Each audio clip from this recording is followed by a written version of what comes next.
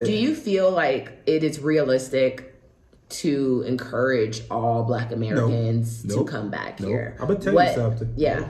I'm going to tell it like it is. I used to have that mindset that every Black person from America should go visit Africa.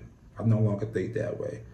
That because I have experienced Black people come to Africa and they act no different than white people. Meaning they come over here to live the luxurious life and they treat the locals just as bad as the white people would do to us back in America. They come over here as kings and queens. It was some of the kids to roll out the red carpet, take the cheapest money, and you know what I mean? So I used to have that mindset. If you're going to come over here and act like the colonizers stayed in America, I only want people Stay your black ass in America. I only want Black people to come over here who are going to integrate among the locals, trying to help out the locals, not think they're better than them and stuff like that. Because I have seen people from the U.S. come over here with the big head. You know what I mean? That's not cool. That's not cool at all. Yeah, I totally agree with that. Okay, now we're getting to the real story here. Yeah. So you didn't just come here just to come. Oh, no. You were also simultaneously chatting up a little Kenyan honey. Yeah, true. It's true. It's true. It's true. But that happened like... But the trip was already in the works. But I told myself, you know. So at this point, you're like, hey, I'm going to Kenya. Let me start looking for a little honey online. Yeah, that's true. What app did you use? Afro Introduction. Afro Introduction. Yes. That's an app? That's an app. Wow. Yes. So you get here. Y'all have been talking. And then you get here and did she stay at the Airbnb with you? Not the whole time, but you know, she would come and stay, you know, check up on me. Okay, so that like she was staying. Okay, so you held out a big piece of the story now. Oh yeah. Okay, you gotta keep it real. Oh, yeah, we keep it real. So your experience when you landed, you didn't really get that newness, lostness, because you kind of had a guide. Yeah, true. You had a guide. Yeah. So y'all went to Nabasha. You took Miss Thang to Nabasha. Yeah. Are y'all still together? Yeah, we're still together. Same lady. So now I see why you living in Kenya. Yes, that plays a role. You know. Oh my God. You're silly. I said, hey. You stumbled across my channel? Yeah. Oh, that's what's up. Yeah, you know what I'm saying? I came up with a recommendation. So that's how that worked, you know. So. I like that. And then I found you in the group. Yeah. The group chat. Yes. So, hi, you guys. We have yet another one. Say hello. Peace. How y'all doing? Introduce yourself. Yo, my name is Jamaal Brewer from Columbus, Ohio, OHIO. Born and raised, Columbus, 614. Been in Kenya for about a year. First came in 2019. Moved here in February of last year. And this is now home. Wow, is this home? Yeah, this is home. So, when was the first time that you came to Kenya? First of all, let's talk about your life in the United States. You grew up in Ohio. Yeah.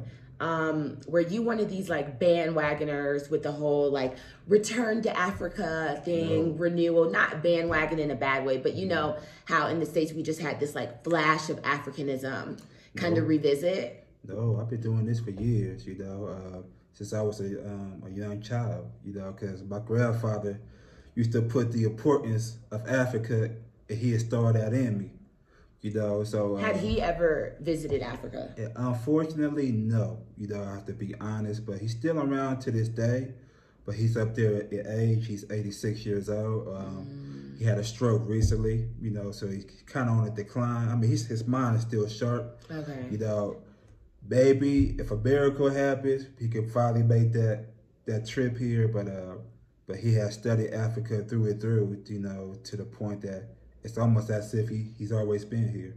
In spirit. In spirit, for sure. In spirit. Well, hopefully, I mean, he's not too old. I feel like he can kind of make it if he takes it slow, maybe a little layover. A little slow, you know, because he just had the stroke August of last year, you know what I'm saying? It hampered his walking and his vision a little bit, you know, because he was always a strong man. Up until last year, he used to still golf and go bowling and stuff like that, so that just set him back a little bit. I'm sure that he is so proud of you. Yes. Living here. Yes, definitely, because, you know, I'm not going to lie, you know, when I was a young man, I had that stigma. Man, I ain't African. What you talking about? You know, it just, you don't want to be associated with that, you know. But he kept putting that importance in me, saying, you know, that's where the ancestors came from. That's where your roots came from. He showed me the greatness of Africa.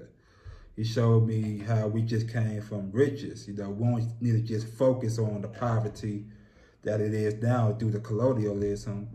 He always just started on me the greatness that it once was, you know, and I always thank him for that. So you came to Kenya. Why Kenya? What was your first African country that you visited? It was Kenya. So far, it only has been Kenya. It started in 2019. It came down to 3 choices. It came down to Ghana, it came down to Nigeria, it came down to Kenya.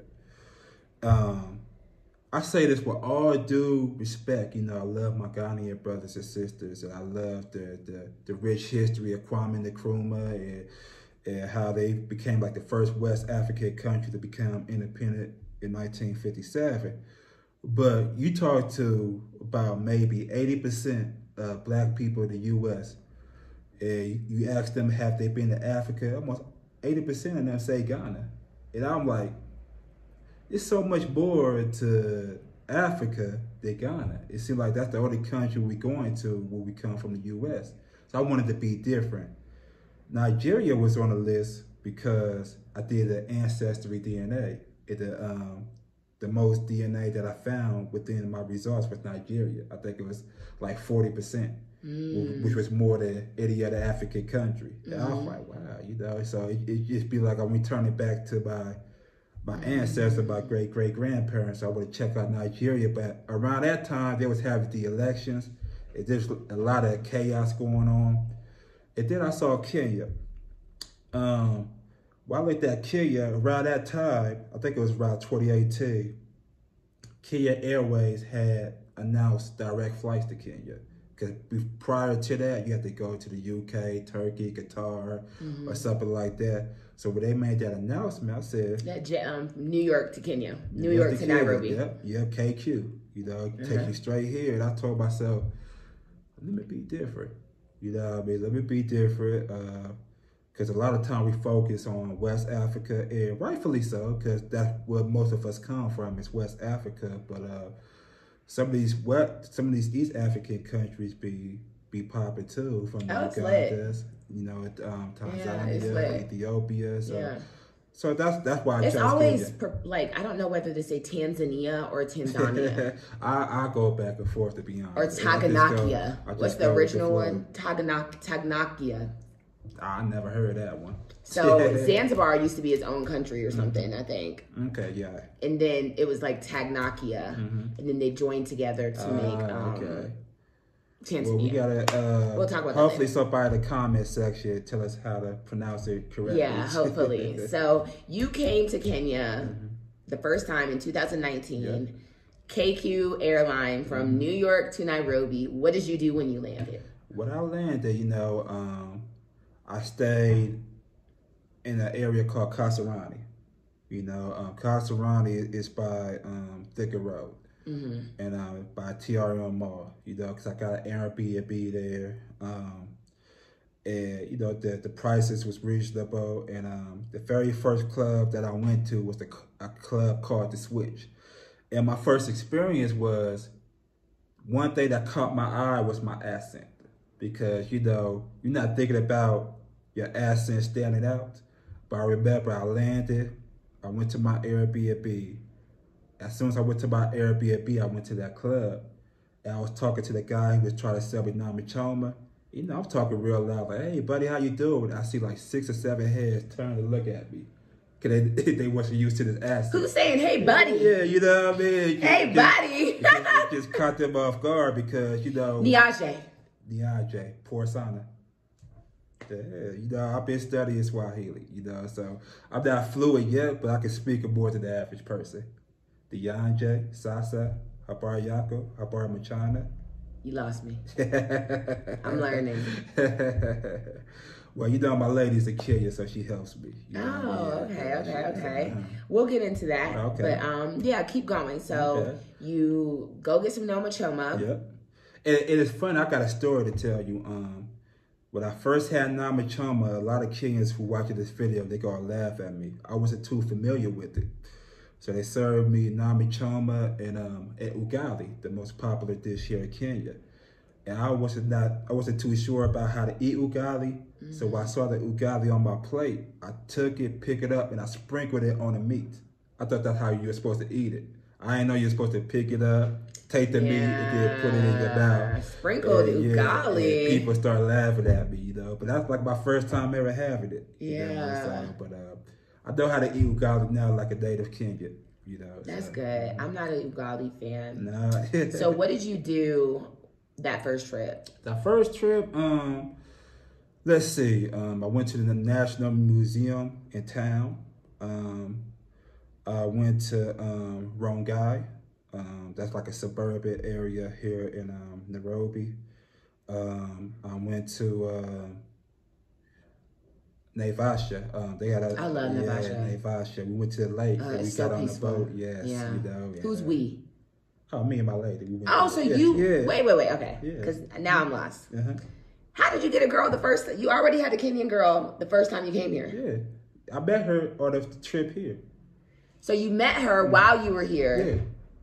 How long were you here? No, see, it happened simultaneously.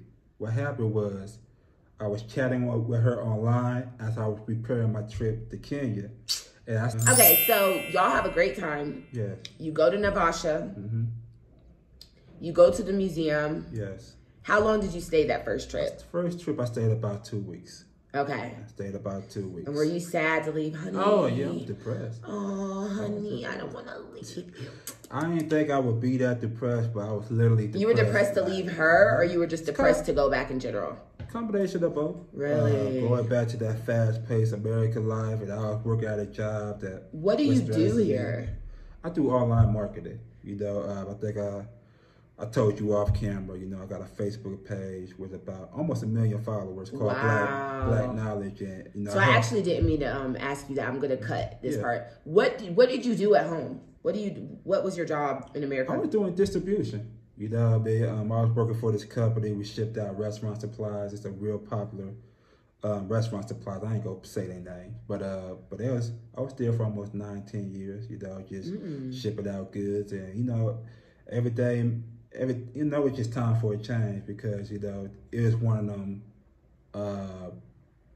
them jobs with a dead end. You couldn't really progress. Can't go up. Can't go up. Might not go down. The same people in management was there for like 30 years. The same supervisors was supervisors for 20 years. So it wasn't that much room for growth. Okay. So you go home. You go into a slight depression.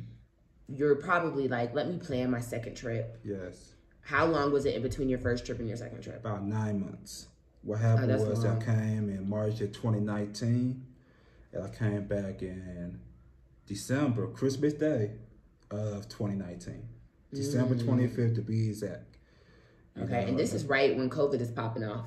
Right before COVID. Right, yeah. Right before COVID. Yeah, right before COVID. So you came again in December to spend the Christmas with your baby, your Kenyan honey. Yes, that's true.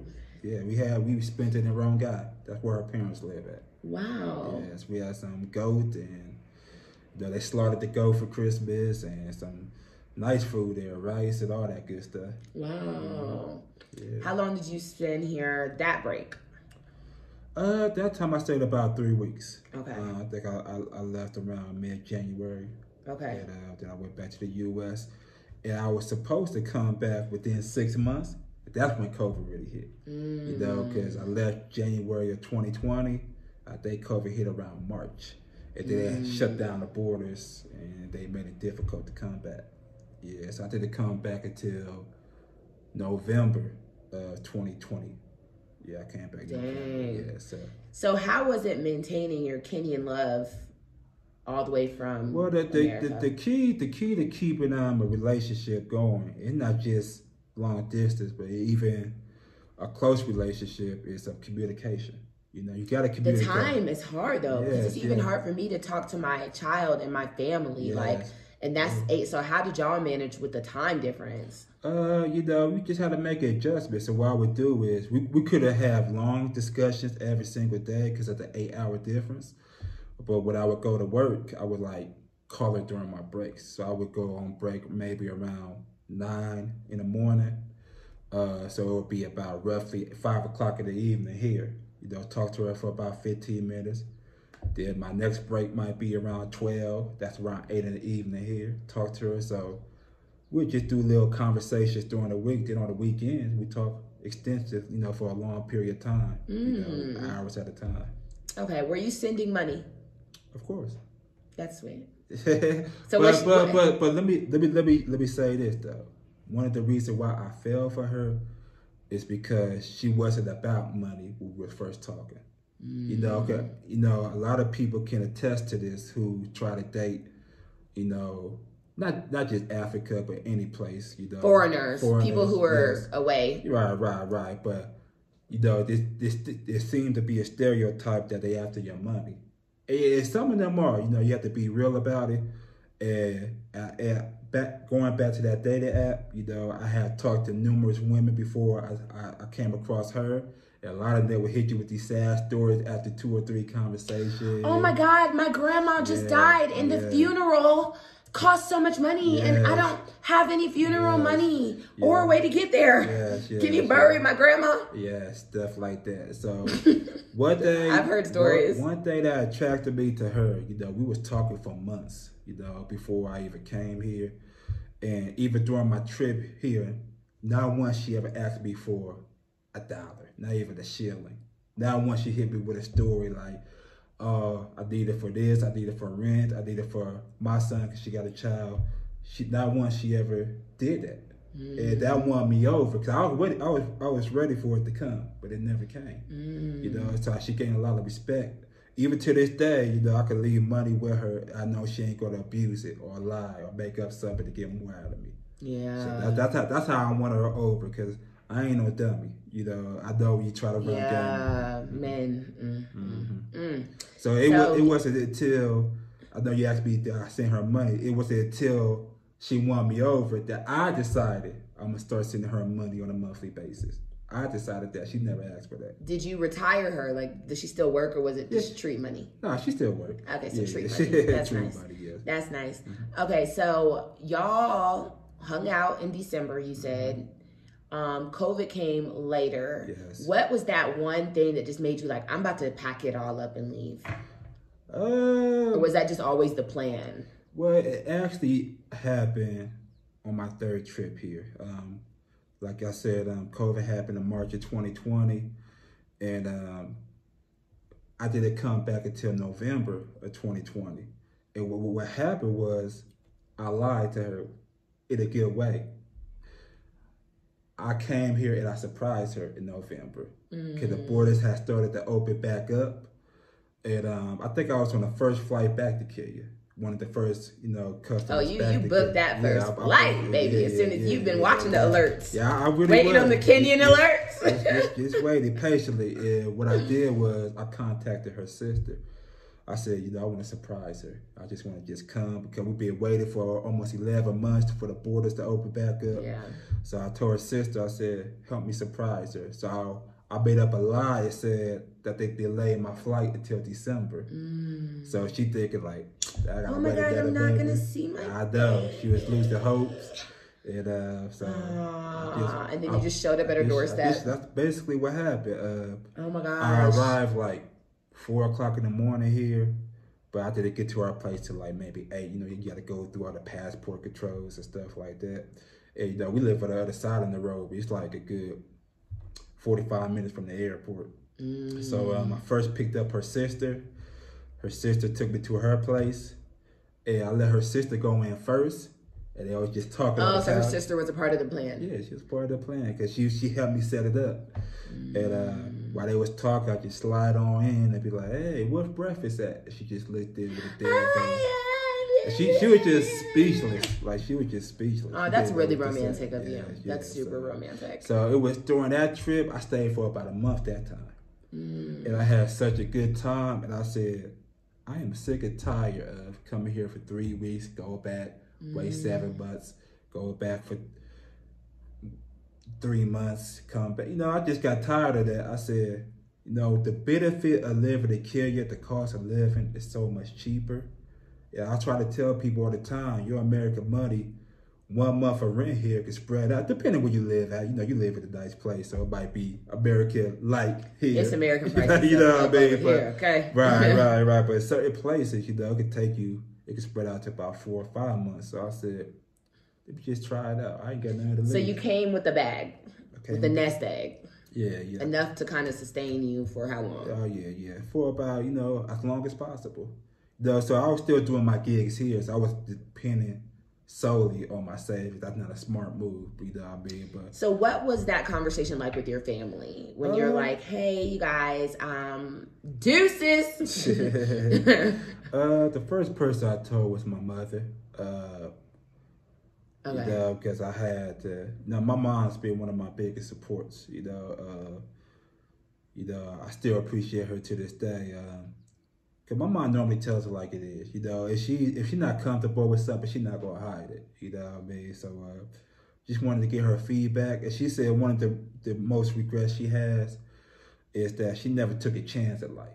You know, she always played it safe, you know what I mean. So she always had a decent job, lived a nice life and stuff like that, but sometimes you playing it safe all the time. You gotta go rogue. Yeah, you know, you just gotta be the fuck it. Yeah, do what you want to do. No doubt. And that's a lot of women get trapped into motherhood and wifehood. True. But that's a YouTube for another day. Yeah, I don't fall for those games. Right. So you get here. Your mom was supportive of you. Yes. Told you, oh, live your dreams. Your grandpa obviously would be very proud. No doubt. Your dad, same family, your whole family was just like, go. Mm-hmm. And you didn't have any girlfriend or situation at home or friends you really missed, anything. Okay, cool. So you get here, ready to live. Do y'all live together? Do you get a new place? Yes, we live together. Kind of a new place. Where I came here in November, where I surprised her she was living somewhere else. Then when I came back to move, she surprised me with a new place. You know what I'm saying? It was like an upgrade. You know what I mean? So y'all have a really cute relationship. Yeah, it's pretty good. So you've had an easier time transitioning into life in Nairobi because you have a partner who is Kenyan. Yeah. I think so. Your expat situation is a lot different than a lot of the people in our group. Right. The guys who just like move here. Oh yeah, but you know, I also want to just put out there that it's not all peaches and cream. Not easy. We have our arguments. We have our disagreements. So what are some cultural differences that y'all have experienced? Cultural difference. I would say anything major. Maybe the food. I say this with all due respect. I love the Kenyan food, but maybe you could agree, maybe you could disagree, but sometimes, you know, you get online, you see your family, friends back in the States, they got the ribs, the mac and cheese. Oh my God. The potato salad. It's like, I had an interview the other day, and I asked him, like, do you know what potato salad is? And he's like, I know potato, I know salad. I don't know potato salad. And I'm like, oh my gosh, like, now, so I get it. You miss that black food sometimes. Yes, so have you taught your Kenyan bae how to cook? What you like? I'm going to tell you, she had made some attempts. You know what I mean? It wasn't quite like the U.S., but, you know, I always give an A for effort. You know what I'm saying? She was kind enough to give it her all. She would just go on YouTube and study it just to make me happy. You know what I mean? So one you have day, a good girl. Yeah, one day she shout out to you, sis. Yeah, shout out. That's sweet. Okay, so you get here. How did you start making money here? Well, you know, I do online marketing, you know. Marketing of what? You know, marketing, I help people advertise their materials. Okay. You know, so if they got a website, they got a clothing line, they got a business, you know, I check my inboxes on my Facebook, and they reach out to me, they want to put their stuff out there, I give them a price, it just go from there. So it's hard to work exactly in Kenya with a Kenya base because I'm here on a visitor's visa. You know what I'm saying? Yeah, let's talk visas. Yes. So you are here on a visitor's visa. Yes. How often do you have to renew that? Every 6 months. Wow. Yeah, so how come y'all don't just get married? That's in the works. You know, that's in the works, but you know, you gotta take your time with that. But it's in the works. Yes. Okay. Is there a chance that you could ever get rejected? Well, a visa? Yeah. It's always a chance, but I had to do something real illegal for that to happen. I don't see Yeah. why, they pretty lenient about just letting you kind of camp out. Yeah, camp out. Okay, so you're saying it's kind of hard for you to do your stuff with a Kenyan base. Why? Right. That's because, when you're here on a visitor's visa, you technically not allowed to make money. Within Kenya. You know what I'm saying? I'm pretty sure there's people who do it, but you always gotta expect the unexpected. So there are certain things that me and my lady does, and then she puts things in her name. But I can't necessarily do it. So that's why I try to keep my US base and make money from the US. Okay. More online marketing to US. Yeah. Mm-hmm. So you were saying that you have a Facebook group. Tell me about this group. The page the page is called Black Knowledge. I started it back in 2009, and we cater to Black issues, whether it's in the diaspora, whether it's here in Africa, whether it's in the Caribbean. We post stories, we post videos.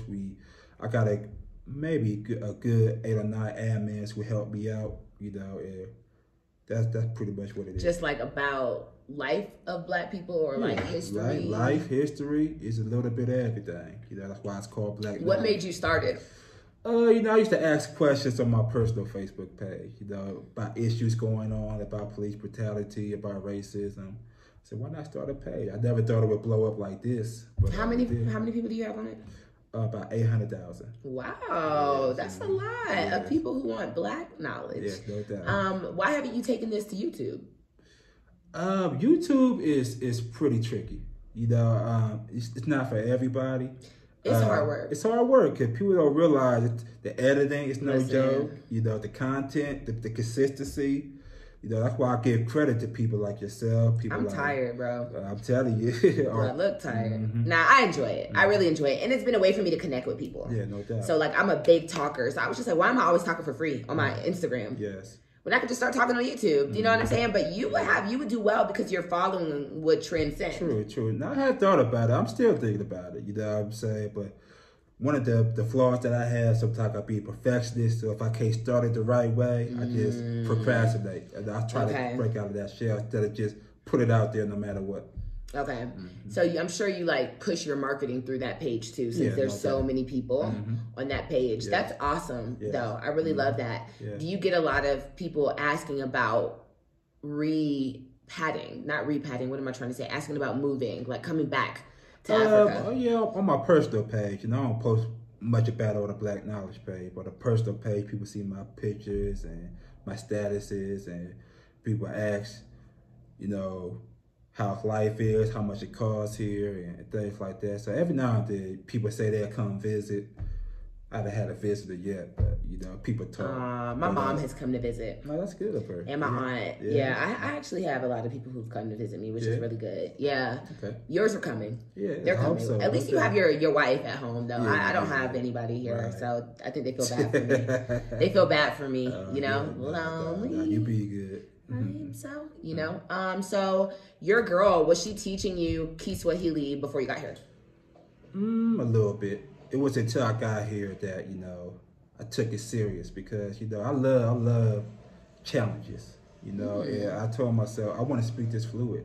So literally every single day I practice. Literally every single day I practice for about 30 minutes a day. Even Saturday, Sunday, every single day I practice. Wow. Yes. So like I said, I can't speak it fluid, but you can't gossip about me. I can pick up on a lot of words. I can see what the conversation is. What they saying over there. Yes. Type. So sometimes I play it dumb and I know what you're saying. Yeah. But I haven't had too many people gossip. I can pick up a conversation. Yeah. Easy. So how has it been with you making friends? It's tough. I'm gonna be honest with you because I haven't really reached out to make too many friends here because unfortunately it's not the people's fault because colonialism has put the country in a burden. It's tough because you don't know who's really want to be friends with you or what they could get from you. The benefit about being a Black man here in Kenya is nobody knows I'm from the U.S. if they just look at me.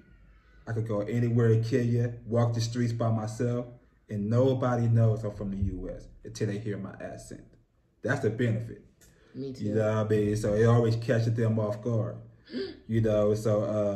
But unfortunately, you know, a lot of times when people find out I'm from the U.S., and not everybody, but there has been people who I thought was cool. They, after a while, hey, can you loan me 10K? Can you help me out with this? You know what I mean? They just think we are walking ATMs. They do. You know what I mean? So that's the unfortunate part, you know, because I would like to have more friends here. Yeah, I still look for them, but you only don't know who's genuinely want to be your friend, not what they can get from you. So that's the tough part. That is tough. That's really tough. I deal with the same thing, kind of. It's hard for me to date. Wow. Yeah. Because of what the they can get income from disparity is so heavy. No doubt, because you have to realize the Kenyans, you know, or the good day, they consider $1,000 bob a day good money. 1,000. That's like $10.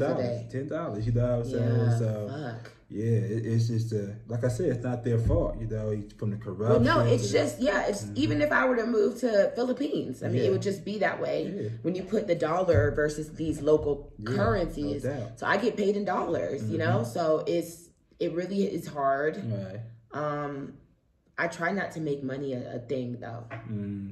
No doubt. When it comes to like, but for you, I could see it gets sticky when it's friends. Yes. You know, that you're trying to make, even outside of relationships. Because I know what you mean. Like, I've gone out with a couple of girls, and sometimes it's like this unspoken assumption that I'm going to pay for everything.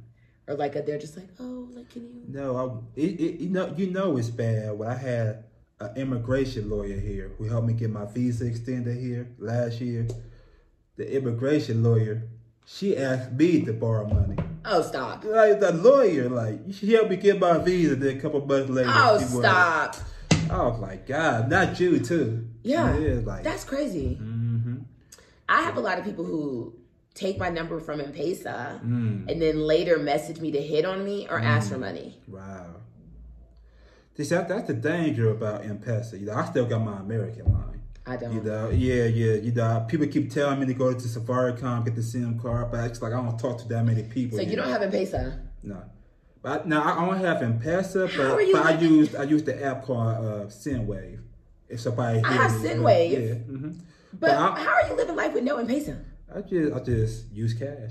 Oh, that's wild. Know, so, I cannot imagine my life in Kenya without M-Pesa. I know, but what I do is, you know, I go to the ATM. If I go to Co-op Bank or I&M Bank, or I forgot NCBA Bank, them three banks, if I just withdraw money, I don't get charged nothing. What is making you not want to just get an M-Pesa? Just laziness. You know, if you don't get an M-Pesa. But like I said, I don't talk to too many people here. Well, it's not. It's about if you go to like Carrefour, or you're buying things or paying bills, you know, things like that. It makes it easier. But your lady probably handles all the like little house stuff. She does. Yeah, but you still need an M-Pesa. That's important. I know.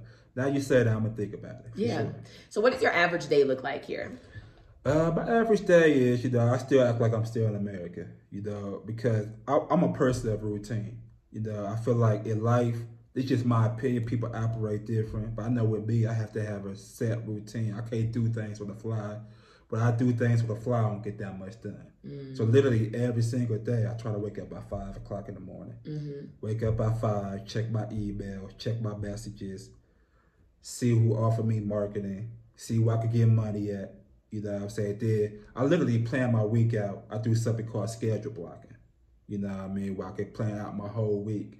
You know, you got to make adjustments every now and then. You know, and never go as planned. But every time you lay out your week, you know, you get a lot more things done. You know what I mean? So that's typically what I do. Because if you come over here like a vacation, you know, your money go drain fast. Yeah. You know, so you got to stay focused. You know what I mean? Because one thing we have to realize about money, and most financial experts would tell you this, almost anybody you look up, people go broke not over the big expensive, the little expensive, or just 100 shillings here, just $2 here.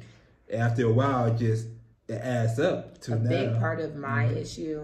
I was supposed to come here to save money because I'm making dollars and live in Kenyan, but I'm living American. Yes. Yeah, I live American. You're right. It's the small little thing. I'm eating at Urban Eatery. I'm going to the club. You know, so I have not saved any money, which is a damn shame. It's not just you. You know, I looked at my expenses, you know, because I went back to the U.S. back in October, just for like a month and a half. And when I went back, I said, I went back to work for a whole month. I just found me a little gig. I said, wow, you a hustler. I might as well. I said, I'm here. I'm not just going to be sitting in the house all day to wait to come back. You're a real hustler. You know what I mean? So sometimes you got to do what you got to do. You know, little stuff adds up. Yeah, I like that for you. I like that for you a lot. So you said that your average day, you're kind of working. Yes, no doubt. What have y'all done around Kenya? Like, what have been some of the most awesome things that you've done? We love the coast. We done been to the Mombasa, Diani areas about 5 times. We just got back from Mombasa about a couple weeks ago. You know, so we love Mombasa, especially Diani's. Diani's is nice.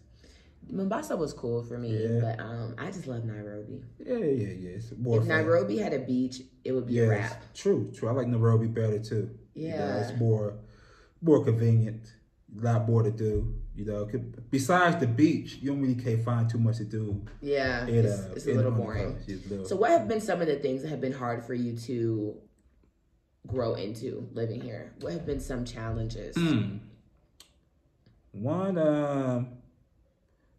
the good thing about Kenya is, you know, almost everybody here knows English. So it's not like you go to another country where you don't know the language, you're screwed. So the fact that it's their second language, it helps. But sometimes they say my English is too strong. You know what I'm saying? So you got to slow it down for them so they can, you know, understand you a little better. Another challenge I might have is, one thing I do not like about Nairobi is the traffic. The traffic is just... You got to hop on a boda. Boda, even with a boat. I catch a matatu here. Oh yeah, I can't take it there. I have. I'm not that Kenyan. I have mastered the matatus and the tutus here, but the bad thing about it is I hope your video will get a lot of views. I'm just joking. I hope it does. The bad part is if a lot of kids watch this, I can no longer use the silent treatment. What I do is I catch a matatu, but I don't speak. Because they know if they hear my accent, they go on board. You know what I'm saying? So now they're gonna be like, "Oh, I know him. I know him." So I can't wear this hat no more. Yeah, I gotta do this or something like that. But yeah, I catch a matatu almost weekly. Wow. I be going places. Like I know the prices because my lady, she taught me the game. You should have paid no more than 45 here. Should have paid no more than 55 here. You know, stuff like that. That's two should have been no more than 35. You know, so. I just hop in, just keep quiet. I Uber everywhere. Oh, yeah. I mean, I got my own driver here. Only if I go somewhere far, like the one who dropped me off here. You know, good guy. He never rips me off. Shout out to Rogers, by the way. That's awesome. Yeah. Yeah, I definitely got ripped off. I had someone try to charge me $3,000 to go from here to Karen on a boda. Wow. I had one bad experience with an Uber driver here. This is before I met my driver. You know, I almost got in a fight with him. And now we're good. Are we good? Okay. But I almost got in a fight with this Uber driver because he would have taken me to my destination. And I said, "Why are you not taking me to my destination?" He said he didn't feel safe. I said, "You got to take me to my destination." Oh, you must live in the hood. No, it's not even that bad. I think he just got lazy. Didn't want to take me all the way. Far. And I said, "I'm not getting out the car, man. You know, you go and take me to my destination." Don't you know he got out his car and tried to pull me out? Yes. Yo, big self? Yeah. Was he big? No, he wasn't that big. I was about to say, but he probably thought I was a sucker. And one thing that about you were gonna be like, "Oh, don't worry." Nah, and you were like, "Nigga, I ain't getting out." No, I don't care where I am. I ain't no sucker. You know what I mean? So I told him. I said, "You seem so calm, though." Oh yeah, I get a calm vibe from you. Yeah. Wait, pause. Let me guess your sign. Taurus. Nope. Pisces. No.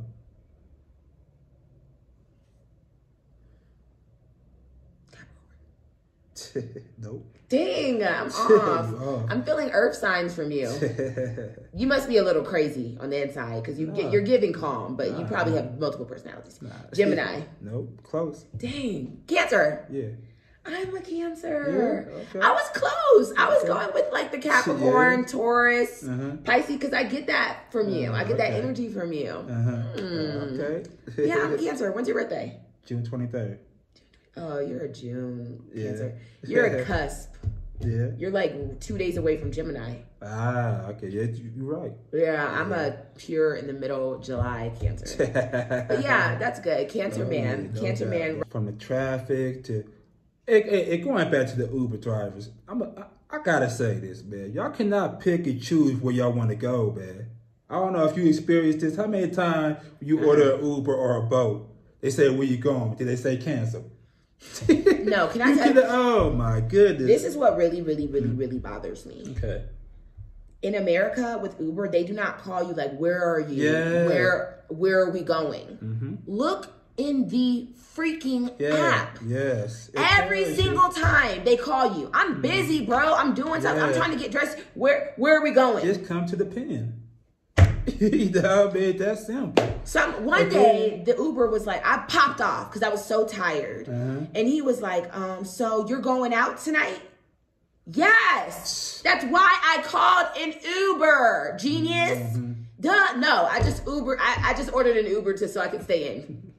They just call with the craziness. They had the audacity to tell you to cancel. No, I ain't canceling. I know, because this is what I do. But they'll hold it and then get on bolt. No, I was about to tell you, I do the same thing. What I do is, if Uber playing games, I won't cancel. I say, you ain't about to use me as a cop-out. Because they know if they cancel, they get in trouble. So when you don't play games on Uber, I go to boat. You play games on boat, I go to Uber. So I play that game too. And I would not cancel at all. You hold it. I hold it. Like, nah, dog, you were playing games. I'm not going to cancel because you don't want to do your job. Yeah, it's crazy because sometimes they'll even start riding away. No, I used my car one time. They accepted my ride. They drove for like 3 hours. And I was watching them the whole time. Like, you could just run up all you want. All I gotta do is just not call them, but text them in the app and they gonna fix it. That's crazy. You know what I'm saying? So you about to get fired. Yeah, you don't even know it. You're gonna be looking crazy. Yeah, right. Exactly. So traffic, do you drive here? No, not at all. Not at all. You know what I'm saying? I can't drive it though, no Roby. At all. I have a car. You do? Oh, okay. Has it been easy to drive here? No. You know, especially with the steering wheel on the other side. That's not the hard part for me. Really? It's like the people in the street. Okay. And the lack of, there's no right of way. It's just you from the DC area. I know DC traffic ain't no joke. All the times I've been to DC. Yeah, I know how to drive. You know I know traffic for me isn't the problem. I really stopped using my car, so I don't use it often. Now I just really bolt an Uber because it's really just emotionally taxing driving. Because like you said, so much traffic that you spend so much time in your car. I would rather just pay somebody so I can take advantage of that time. Right. Yeah, do some work on your phone and they'll kill time that way. Exactly. So as far as our African Americans in Kenya group, how has that served you? It's good. I'm late to the party. It wasn't until you told me. I think I commented on your page. You said it's a Facebook group. And oh, you commented on my YouTube? Yeah, your YouTube. Dang, this is full circle. I'm loving it. Okay, because I thought you were just a part of the expat group. So I told you to join it, and you joined it. Yeah. You said, so now you're in the WhatsApp. Yeah, I'm in the WhatsApp, and I met them for the first time at the Samaki Fish Place, I think, last weekend. Wow, look at me. Yeah. Connecting people in Kenya. Yeah, for the longest, it was hard to find us here. Yeah. You know, so I was like, where are we? Am I the only one black from America who live here? Like, I don't think many of us live maybe where you live, because most of us live around here. Or not in the Westlands per se, but around each other. Right. Yeah. So did you take your wife with you? Yeah, she came with us. And it was fun? Yeah, she had a good time. Everyone is so sweet. Yeah. Shout out to Faye, by the way, for organizing that. Yeah, for organizing the group. It really is awesome. Yeah. It serves as a nice home space. Yes. So I had a Thanksgiving here. What? Yeah. Okay. Wow. I hosted a whole Thanksgiving for the whole group. Okay. Because I just wanted Thanksgiving. True. You know? You're right. Does your wife ever want to go to America? Yeah. She's not really urgent as other people are, but she do look forward to the opportunities.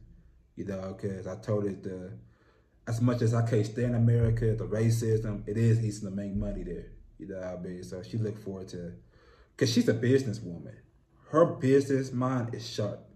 You know, her whole family, they're business minded people, because her dad owns a lot of property. So she get that from him, and she always want to talk about building capital to build more property here. So she's very business smart. You know, I'm trying to open up a restaurant. Hey, make it happen. What kind of food? Soul food. Hey, you think that could work here? Yes, I've talked about it on my YouTube, and people are like, "Yo, I would come. I would make it Kenyan friendly though. Yes. You know, not like too much. Twerk it up a little bit. Yeah, no like mac and cheese because the cheese is way too expensive here. Yeah, cheese is off the wall expensive here. No doubt. So that's my little plan. I don't want to say too much. You gotta have mac and cheese though. I don't care. It is pricey, bro. Yeah, I mean, we'll talk offline, but it's very pricey. Yeah. So do you ever see y'all moving back to the States? Yeah, I can see that. You know, but I hope that she don't have the itch to go, because honestly, I don't want to go back to the U.S. You know what I'm saying? But I don't want to be selfish at the same time. Me get to live the Kenya life and experience the Kenya life, and she don't get to experience the U.S. life. You know, so it's a possibility. The door is open for that. But I want to stay. I just got here. You know what I mean? I ain't ready to go back yet. Yeah. You know? Do you plan on traveling a lot of different countries? Yeah. If it wasn't for COVID, I probably would have been to much more countries in Africa, especially Tanzania, Uganda, Ethiopia, because they are on the borders. But now it's big money, because every time I go to Uganda or Tanzania, they want a COVID test. I come back, they want a COVID test. That costs as much as the plane ticket, probably, overall. You know what I mean? So if it wasn't for COVID, that slowed me down to traveling to other countries, you know. But that's still on my list, you know, to especially, you know, some of the Western countries. I know that's some far away from here, but I want to go to Angola. I want to go to Nigeria. I want to go to Uganda. That's probably my top 3 countries. Really? Yes. I don't care about South Africa, though. Oh, yeah. Why? This is a safe space. I know, you know, but yeah, you know, South Africans are a little sensitive. They great people, but I don't like the fact how 90% of the country is black and controlled by 9% of the whites that live there. You know, apartheid just ended, I think, back around 1990, 1991. 1994. You know, 1994, early 90s. And it's like, that just bothers me. Like, y'all talk about the development, but the people still live there in the slums. You know, it's like, who really benefited from that development? So I just don't sit well that an African country is still run by the oppressors. You know? So it ain't a knock against the people, it's a knock against the system. What forms of oppression and colonialism, huntings of colonialism, do you see living here in Kenya? Oh, I see it all the time. I wrote an article about the colonialism going on here in Kenya. There's a lot of colonialism that still happens to Kenya. If y'all don't believe me, look up these places I'm about to tell you. Look up Java House, look up Pizza Inn, look up Big Square, Garlitos. Look up all them places. They're all run by foreigners. It's a fact. Y'all go look it up. Look up the owners of some of these places. Java House is ran by an American man who married a Kenya lady. Chicken Inn, Pizza Inn, Creamy Inn is owned by a white guy from Zimbabwe. Garlitos, I think, is owned by a Hindu or an Indian. And these are some of the biggest establishments. The main ones, yeah. And then Pizza Hut is around here. Yeah, Domino's, we already know about that. You already know. Yeah, you know, KFC. So it's like, you know, that don't sit well with me, because, you know, while these people are making large sum of money and taking that basket full of money back to their countries or where they from or to their household, the people here are making peanuts. Like I said, they making maybe 500 shillings a day. If you make 1,000 a day, that's considered big, good money. That ain't right. You know, we have to support. That's why what I try to do here, I always try to support local. And I think you brought this up on one of your shows. I can't remember, but you go to some of these local spots, you get more for your money. You know, so it's like you go to some of these bougie spots, you might get a small thing of food, but you might be paying 4,000 shillings. Oh yeah, you pay regular American prices, Yeah, and that's my problem. I eat at these places where it's like, yeah, like I'm spending a check like in there, and it's really not good. Right. What other forms of colonialism do you see like in interactions, not necessarily in like institutions, or have you not really? I haven't really experienced any colonialism on my end. 'Cause like I said, the good thing is people think I'm Kenyan, so nobody can really explore me. But I will say this though, this happened to me in Mombasa. It disappointed. It disappointed me. My hotel was on the ocean, and they had white people on the beach, and so like I said, people think I'm Kenyan. They don't really approach me. So one day I went to my room. I grabbed some snacks to take it down to the pool. But I guess it was against hotel policy to have outside food by the pool. So the whole time I'm there, nobody asked me for a towel. Asked if I needed a towel or if I needed a drink, nothing. But you see the white people on the beach, they get their towels, they get their stuff like that. So this guy saw me with my outside food by the pool. He come, first and foremost, the security guy told on me.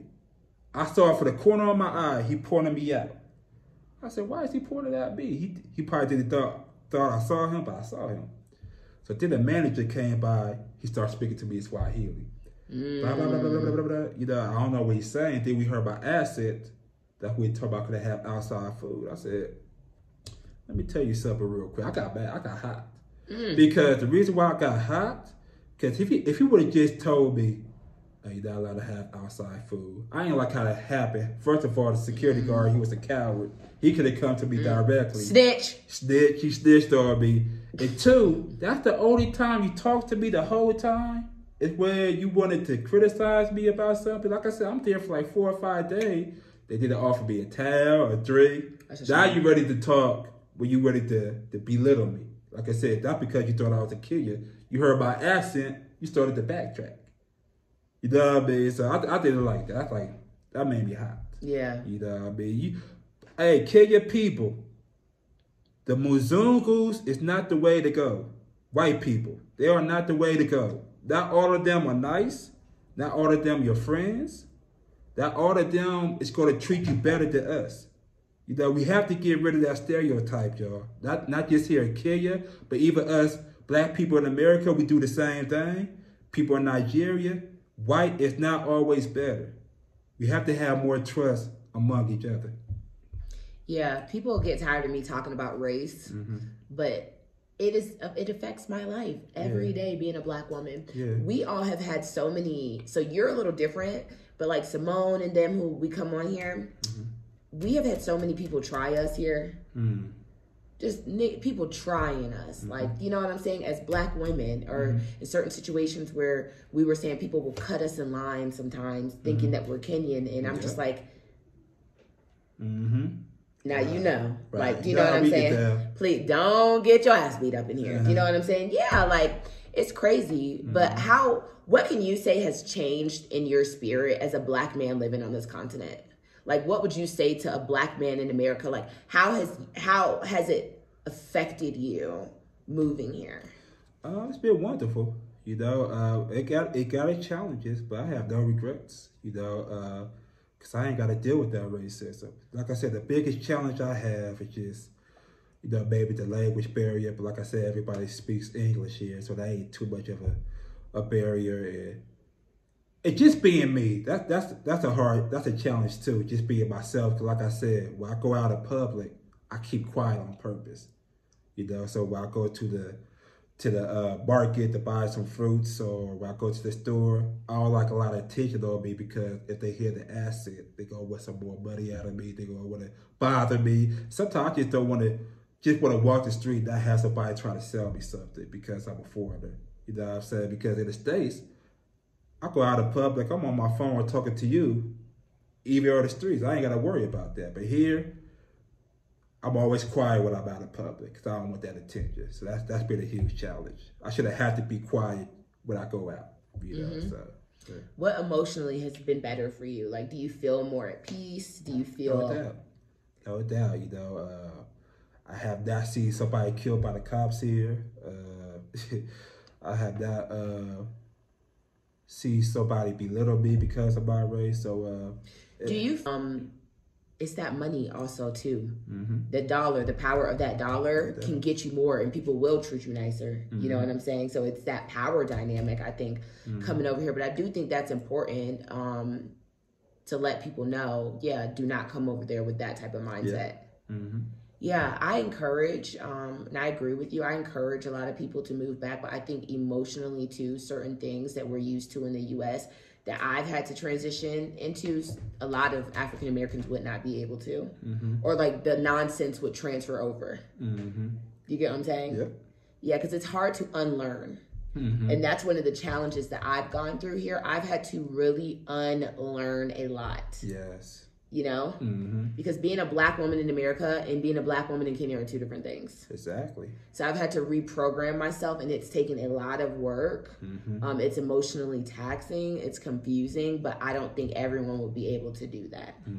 You know what I'm saying? I agree. Yeah. So we can start wrapping this up. Is there anything that you would like to say to the people? Thank you, Kenya, for welcoming me to your space. You know, I love the country. This is home now. The people of Kenya are hardworking people. And this country shall overcome. You know what I'm saying? We shall overcome. You know, so don't worry about the corruption, the leaders. You guys are on the right track. Because Kenyans are smarter than people think. You know, they shut things down. They don't like something. I remember the government here trying to get along, and they shut it down here in Kenya. They said, man, we already in debt. We need to start investing among us. Stop going to China and some of these other places. The Kenyan people, man, they're in control. Yeah, man. Kenyan people will shut things down, you know. So keep up that revolutionary spirit. What's the best meal your wife cooks for you? Ooh, she's a good cook. I would have to say pulao. Pulao rice. Is she Muslim? No, she's not Muslim. Oh, she just likes the rice. Yeah. What is your favorite restaurant here? CJ's. If y'all ain't been to CJ's yet, go to CJ's. CJ's is the bomb. CJ's is so American though. What's your favorite Kenyan restaurant? Well, it's funny. It's in Kenya, but it's not a Kenyan restaurant. Mama Ashanti. Oh my gosh, I do not like Mama Ashanti. No? They could have better. Well, it's good, but it could be better. It was the bomb to me. You need to go to 3D. Go to 3D restaurant. Never been there. It's really, really good. I really enjoy 3D. What is your favorite thing to do here on a weekend? I might go to a club. I don't go clubbing too often, but I know Quivers is a good club. That's over there by. I've been to Quiver, off Tika. Yeah, I be in the streets. I'm out. That's where I stay at, in that area. Okay, that's not even far. Depends with the traffic. Yeah, you know, it's just very congested as far as traffic. Yeah, true. But it's popping. It's very, very popping. So I like to go to a club or just like I like the bars here. You know, Kia got stuff. The Roby got some good bars from Two Rivers to TRL to Westgate. You know, this is the bar city. Yeah. You know, so. And how have you been practicing your Swahili outside of your house? So do you speak Swahili to a lot of people out? I know you said that you're usually kind of quiet, but like in your interactions, do you feel like? I try to practice, you know, every day, you know. So if somebody bring me food, I might say, oh, chakula, or, you know, something like that. Chakula means food. Oh, chakula. Yeah, you know what I mean? Or if I'm ready to go somewhere, I'll be like, twin day. Twin day. Like, yeah, let's go. Twin day. So I always say sawa. Like, okay, sawa. Sawa. You know, sawa. You know, just so I try to pour. So I try to integrate it with their conversations. Yeah. I also use the Duolingo app. Oh yeah. I do Google Translate. Google Translate, that's okay. Google Translate is pretty good. Yeah, you know. So, and then, you know, I just have people teach me over time. You know, Swahili ain't that hard. It's not. You know why? It's easy because it reads like it speaks. Mm-hmm. True. The only hard part about Swahili, the words are interchangeable. You know, so you might say, you are very welcome in English. The very is at the end of Swahili. You say, asante sana. Sana be very, that's at the end. So it's the opposite of English. The fairies at the beginning is English, but the fairies at the end is Swahili. Yeah. So the interchangeable words get you confused. I thought sana was like a lot, like or two. It's same thing, very or a lot. Yeah. So like asante sana would be like thank you very much. A so lot. Anytime I say sana, that means a lot or very. Yeah.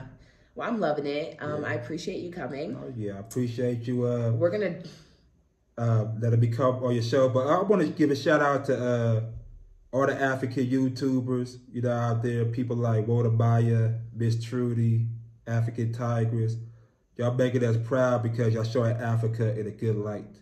And also people like yourself from the diaspora who comes back, because for a long time we had to get views of Africa through people who don't look like us. We are breaking stereotypes. We telling our own stories. We are telling our own stories. Yeah, exactly.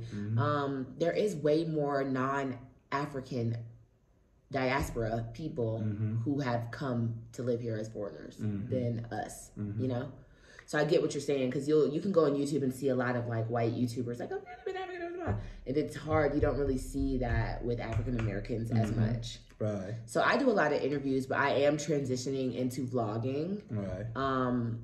And I'm gonna hit up a lot of countries this summer and really just take y'all with me and open up Africa, open up these doors. You know what I'm saying? For sure. Yes. Well, thank you so much. Right, I'm gonna link his Facebook page below, as well as your marketing page for anyone here who's looking to have assistance with online marketing, home in US or home here in Kenya, right? Hit him up. No doubt. Black Well, really, you're international. Yeah, Yeah, so it could be anywhere around the world. Anywhere. Just yes. Well, thank you so much for watching, you guys. All right. And I will see you next time. All right.